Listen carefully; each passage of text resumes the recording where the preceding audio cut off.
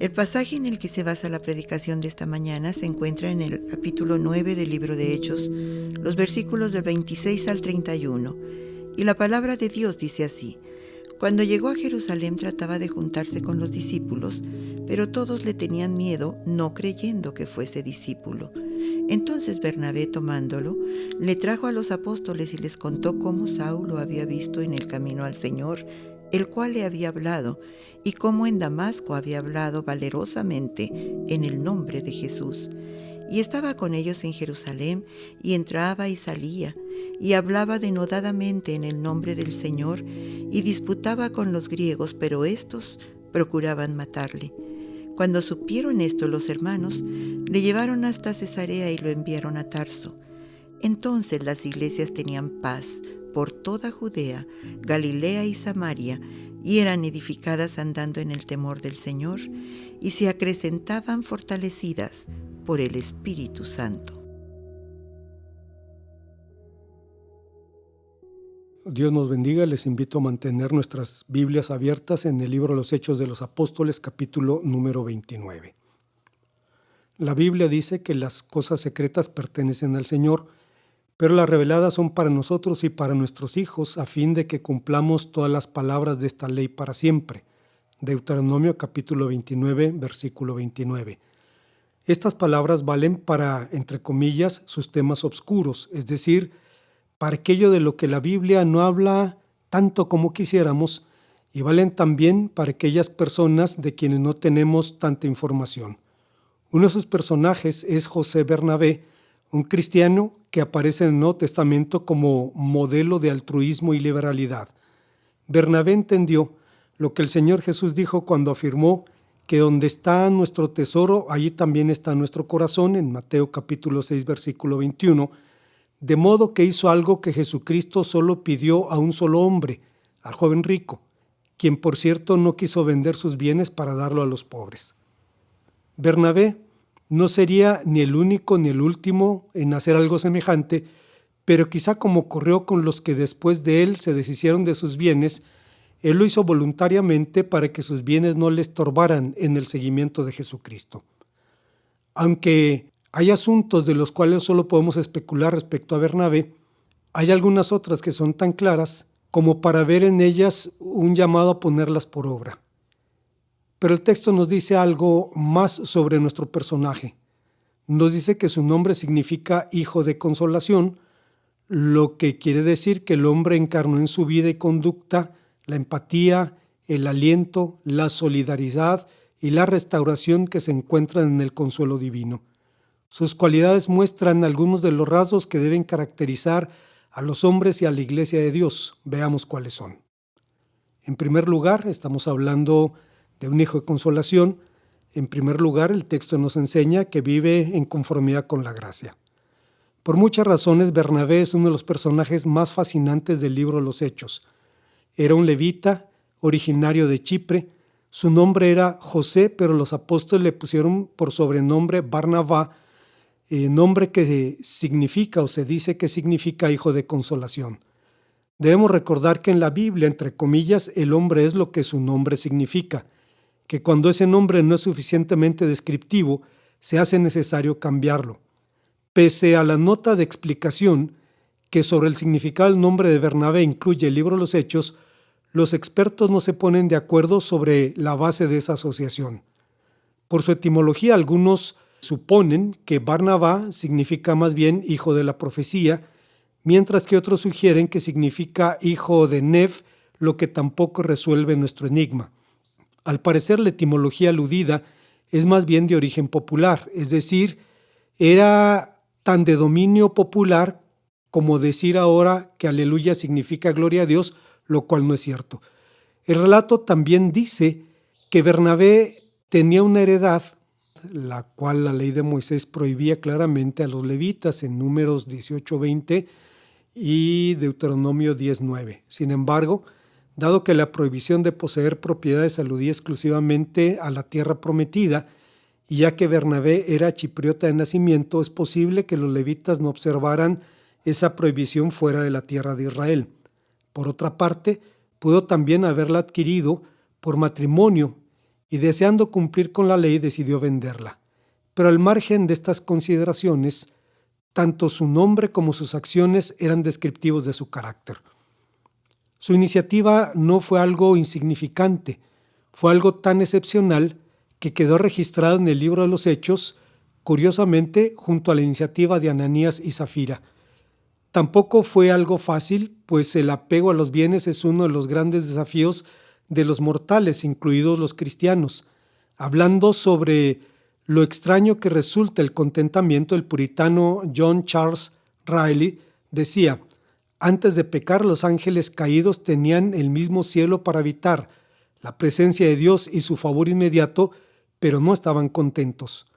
Adán y Eva tenían el jardín del Edén, en el que podían disponer todo lo que encontrasen, excepto un solo árbol, pero no estaban contentos. Acab tenía su trono y su reino, pero mientras la viña en Nabot no fuera suya, no estaría contento. Amán era el ministro favorito del rey de Persia, pero mientras Mardoqueo se sentara a su puerta, no se sentía contento. Ocurre lo mismo en todas partes en la actualidad. La murmuración, la insatisfacción y el descontento por lo que tenemos, todas estas cosas nos saludan en cada esquina. Bernabé padecía también su propia clase de descontento, su propia forma de inconformidad. Al parecer era rico, pero muchos de sus hermanos eran pobres, solo eran ricos en hambre y en sed, y eso lo tenía descontento. Extrañamente, su inconformidad no venía de su carencia, sino de su abundancia, de modo que decidió vender su heredad para paliar las necesidades de los pobres, aunque él mismo tuviera que vivir trabajando de sus manos el resto de su vida, como nos dice 1 Corintios capítulo 9, versículo 6. ¿Cuál era la fuente de su altruismo? La respuesta es obvia.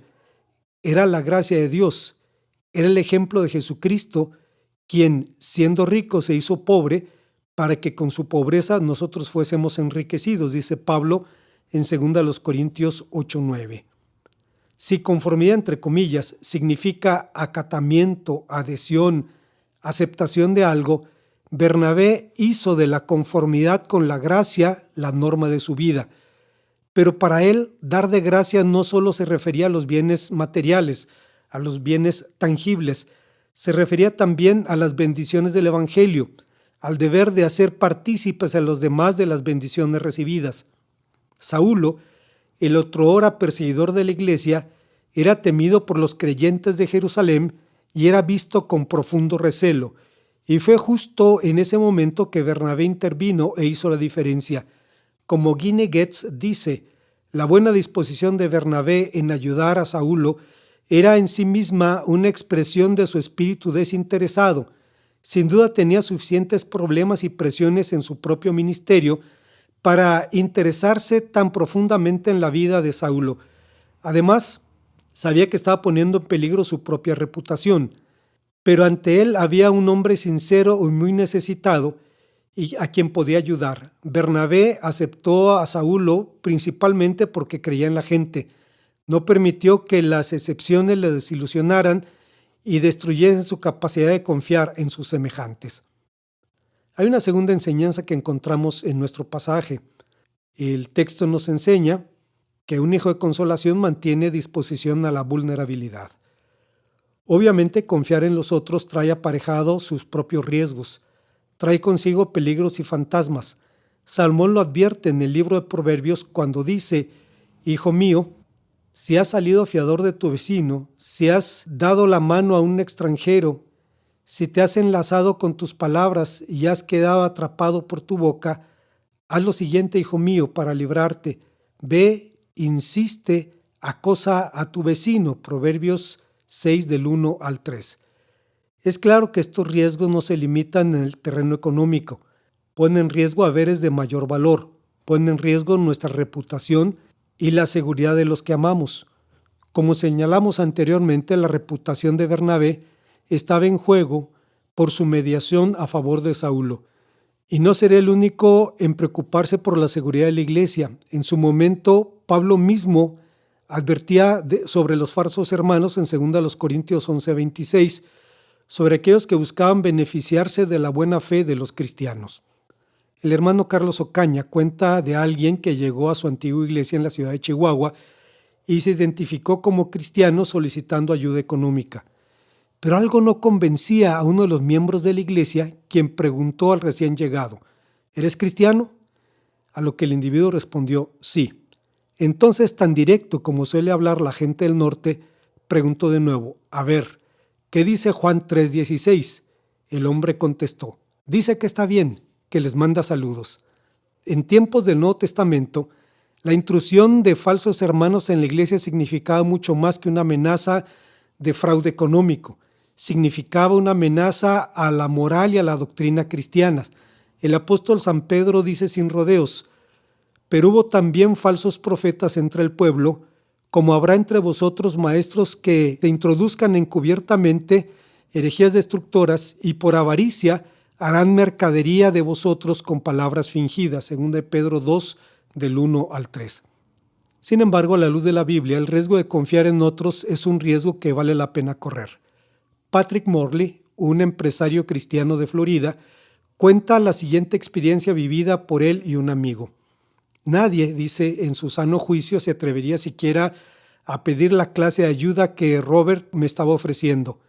Es más, su propuesta era embarazosa. La recesión trajo consigo la presión de la falta de circulante. ¿Puede haber algo más sombrío que la tensión financiera? Roberto y yo habíamos sido amigos por muchos años. Nos complementábamos muy bien. No solo influía el interés que teníamos en los negocios, sino también nuestra personalidad. En una ocasión Roberto dijo algo muy importante. Quizá esperaba que me diera un consejo, que de alguna fórmula mágica pudiera resolver mi situación económica, algo que me animara, pero lo que me dijo me dejó sin aliento. No sé qué decirte, pero si las cosas empeoran y sucede lo peor, dijo, tengo suficiente dinero para que ambos podamos vivir. Todo lo que tengo es tuyo. Había algo especial en la manera como lo dijo. No bromeaba, estaba hablando en serio. Por supuesto, nunca hubiera aceptado su ofrecimiento, pero su gesto de amistad me recordó que Dios es dueño de todo lo que existe. De pronto mis problemas me parecieron minúsculos y entendí que Dios iba a proveer para mis necesidades. En su amistad, Roberto me había mostrado cuánto me amaba Dios, por lo que podía estar confiado. En los hechos, las materias primas con las que se construye la amistad verdadera son la confianza, la transparencia y la vulnerabilidad. Sin embargo, con frecuencia, el temor a ser decepcionado supera nuestra necesidad de confiar en otros.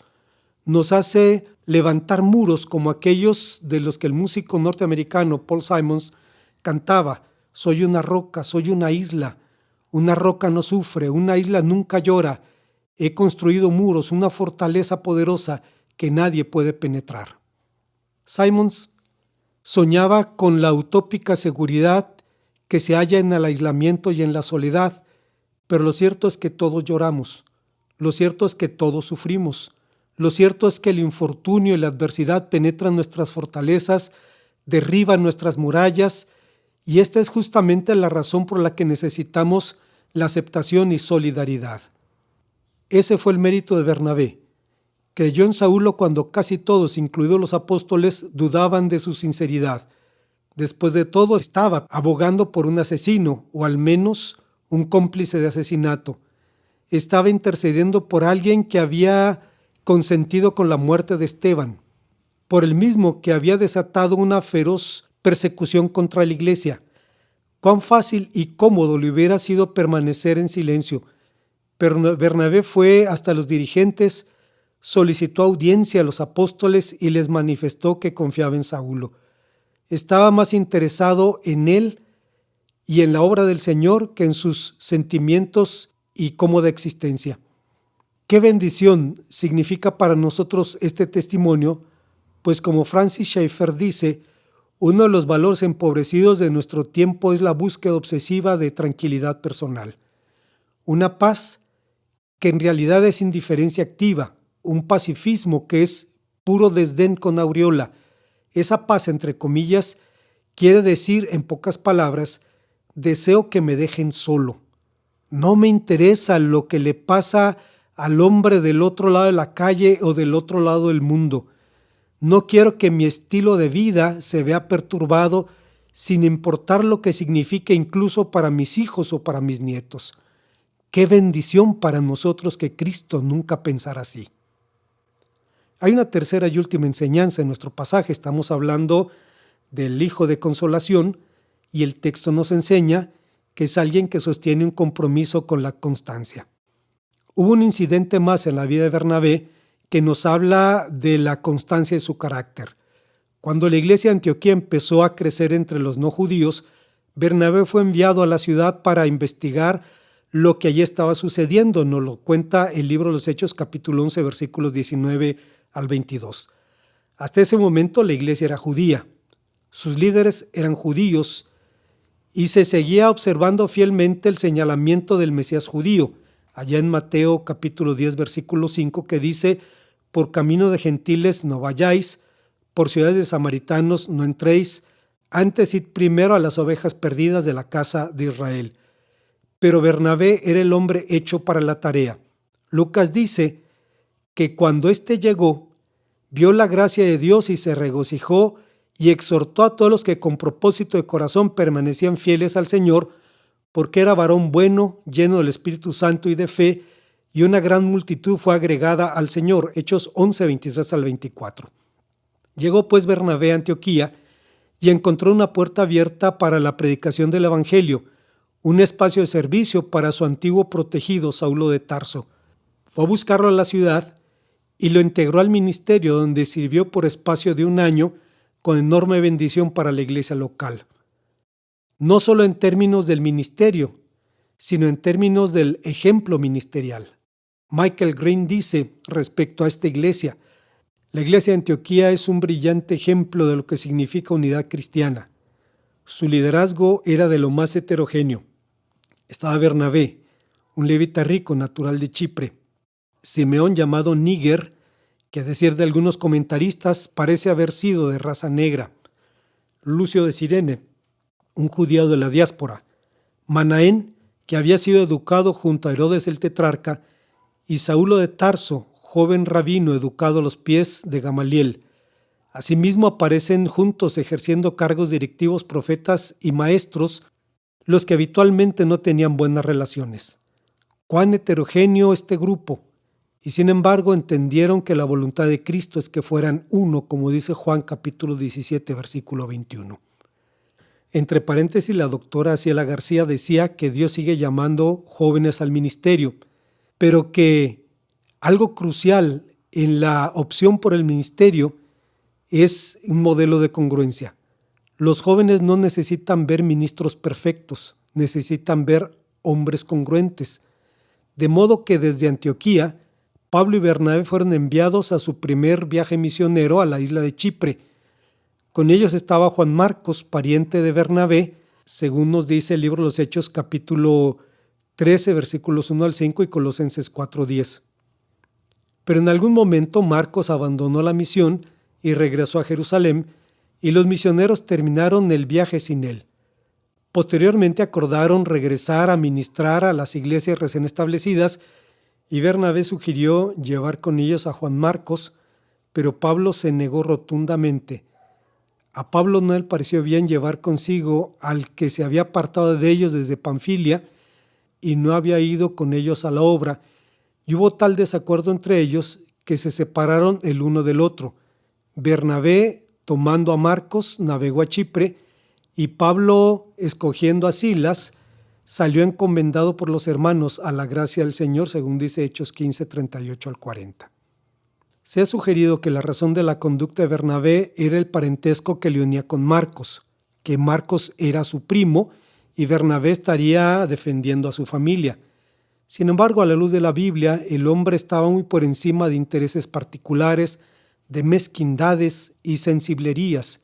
Claro, desde que el diablo acusó a Job de servir a Dios por interés e insinuó que Dios compra a los hombres con sus favores, nunca ha faltado quien busque motivaciones obscuras aún para los actos más desinteresados. Pero vaya ironía, el mismo que había confiado en Pablo y lo había defendido del rechazo, enfrentaba ahora al propio Pablo defendiendo a Juan Marcos. Siempre ha surgido la pregunta de quién tendría razón en este conflicto. Es irrelevante, porque en los hechos las iglesias se han dividido hasta por el color de las cortinas. La actitud de Bernabé fue decisiva para preservar a Juan Marcos para el ministerio, hasta el tiempo cuando Dios lo utilizaría como redactor del evangelio que lleva su nombre. Por cierto, años después, Pablo y Marcos se reconciliaron, como nos dice 2 Timoteo capítulo número 4. Algunos comentaristas bíblicos sugieren una teoría más sobre el altruismo de Bernabé. Afirman que cuando los apóstoles buscaron elegir al sucesor de Judas, encontraron que solo había 2 candidatos idóneos para esa responsabilidad, un tal José Barsabás y un tal Matías, quien finalmente fue elegido según Hechos 1, 23 al 26. Se dice que el José que fue desechado no era otro, sino el mismo José a quien los apóstoles pusieron por sobrenombre Bernabé. Pero cuando un siervo de Dios busca hacer su voluntad, está contento con lo que Dios quiere hacer con él, con la responsabilidad donde Dios lo ponga. Hay incluso un perfil de liderazgo llamado líder a desgano, es decir, el de aquel que, aunque es elegido como tal, no le mueve la búsqueda de autoridad, influencia o poder, lo que lo hace especialmente valorado. De modo que solo podemos especular sobre las verdaderas motivaciones de Bernabé, aunque es innegable que hay experiencias que para bien o para mal marcan nuestra vida de manera decisiva. La pobreza puede generar egoísmo o generosidad, la adversidad, escepticismo o fe, el rechazo, amargura o benignidad, etc. Si Bernabé verdaderamente sufrió rechazo, aprendió entonces el valor de la empatía y de la solidaridad. Como conclusión, por todo lo antes considerado, pudiéramos sentirnos tentados a ensalzar a Bernabé, a Pablo o a cualquiera de los héroes de la fe. Sin embargo, hacer eso podría hacernos cerrar el blanco. Nuestros ojos deben ver en otra dirección. Deben ver a aquel a quien Pablo y Bernabé servían. Deben ver a Cristo, hasta conocerlo, hasta que sea formado en nosotros, hasta convertirnos en sus pies, sus manos, su corazón y su boca en este mundo. Mike Giaconelli, un extinto ministro norteamericano de jóvenes, contaba una historia que nos recuerda la importancia de comunicar el amor de Jesucristo en nuestro servicio. Giaconelli decía: cada mes un grupo de jóvenes de la iglesia visitaba un asilo local de ancianos en Holcomb Manor para hacer servicios para la gente que estaba allí. Darrell Jenkins, un joven del grupo de voluntarios, exalcohólico y reacio, no le gustaban los asilos de ancianos y había sido invitado a los servicios, pero por una epidemia de gripe, a Darrell se le pidió unirse al grupo agotado de voluntarios para ayudarles en el servicio en el siguiente mes. Accedió mientras no tuviera que ser parte del programa. El día del servicio, Darrell se sentía raro y fuera de lugar. Mientras el servicio tomaba lugar, el hombre se recargó en la pared de atrás, entre 2 residentes que se encontraban en sillas de ruedas. En cuanto terminó el servicio, Darrell buscaba cómo salir del lugar cuando alguien le tomó la mano. Desconcertado, Darrell bajó la mirada y vio a un anciano en silla de ruedas sosteniendo fuertemente su mano. Este hombre era muy anciano, frágil y obviamente muy solo. ¿Qué más podía hacer Darrell? Tomó la mano del anciano. Oliver Leck era su nombre, de 91 años, con un esqueleto doblado y chueco, su cara cubierta de arrugas profundas, su boca abierta casi todo el tiempo. La cara de Oliver no tenía expresión alguna y Darrell dudaba si este hombre pudiera ver y oír algo. Conforme la gente se iba, Darrell se dio cuenta de que no quería dejar a este anciano. Lo habían dejado muchas veces en su vida. Confundido por sus sentimientos, Darrell se inclinó hacia Oliver y le susurró: lo siento, tengo que irme, pero regresaré, se lo prometo.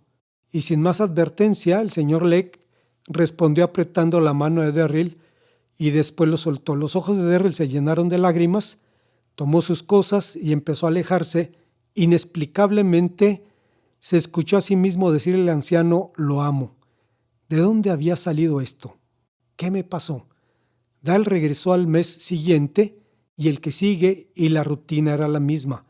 Darrell se paraba en la parte de atrás, el señor Lake tomaba su mano, Darrell le decía que tenía que irse, el señor le apretaba la mano y Darrell le decía suavemente: lo amo, señor Lake.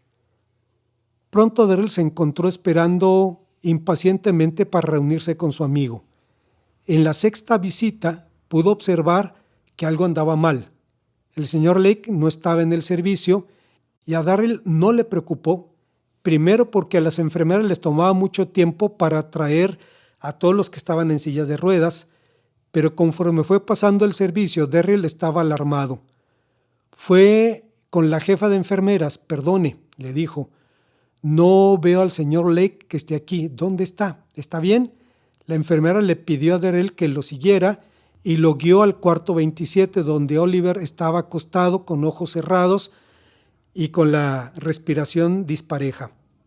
A sus 40 años, Darrell no había visto a nadie morir, pero sabía que Oliver estaba cerca de la muerte. Lentamente se acercó a su lado, tomó su mano. Oliver no respondía y no tomó mucho tiempo para que las lágrimas de Darrell comenzaran a rodar. Nunca había hablado y Darrell no sabía si volvería a ver a Oliver de nuevo. Quería decir tantas cosas, pero las palabras no le salían. Estuvieron juntos cerca de 1 hora cuando el director de jóvenes los interrumpió, diciéndoles que tenían que irse. Darrell se levantó para irse, apretó la mano del señor Lake por última vez. Lo siento, Oliver, me tengo que ir, lo amo. Antes de retirarse, la mano sintió el apretón. Las lágrimas ahora eran incontenibles. Darrell caminó hacia afuera, tratando de recobrar la compostura. Una mujer joven que estaba parada a la puerta tropezó con Darrell y él le dijo: lo siento, no la vi. Está bien, te estaba esperando, le dijo ella. Soy nieta de Oliver. Se está muriendo, ¿sabes? Sí, lo sé. Te quería conocer, dijo ella. Cuando los doctores dijeron que estaba muriendo, vine de inmediato. Éramos muy cercanos. Dicen que no podía hablar, pero a mí siempre me habló. No mucho, pero sabía lo que estaba diciendo. Anoche se despertó. Sus ojos estaban alertas y brillantes. Me miró a los ojos y me dijo: por favor, dile adiós a Jesús de mi parte. Yo le susurré: abuelo, no necesitas decirle adiós a Jesús. Estarás con él pronto y podrás saludarlo. Él batalló para abrir los ojos de nuevo. Esta vez su cara resplandecía con una sonrisa traviesa que siempre me daba, y me dijo tan clamorosamente como te lo digo a ti: yo sé, pero Jesús viene a verme cada mes y probablemente no sepa que ya me fui. Cerró los ojos y desde entonces no los ha vuelto a abrir.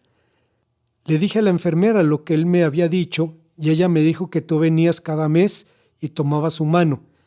Quería agradecerte por él y por mí. Bueno, nunca imaginé a Jesús pelón y gordito como tú, pero creo que Jesús estará contento de que lo haya confundido contigo. Oremos al Señor. Gracias, Padre, por tu palabra, porque nos permites ver un hombre que encarnó el corazón de tu Hijo y ver también, Señor, en ese ejemplo un llamado para cada creyente y para cada iglesia. Permítenos poner por obra tu palabra en Cristo Jesús. Amén.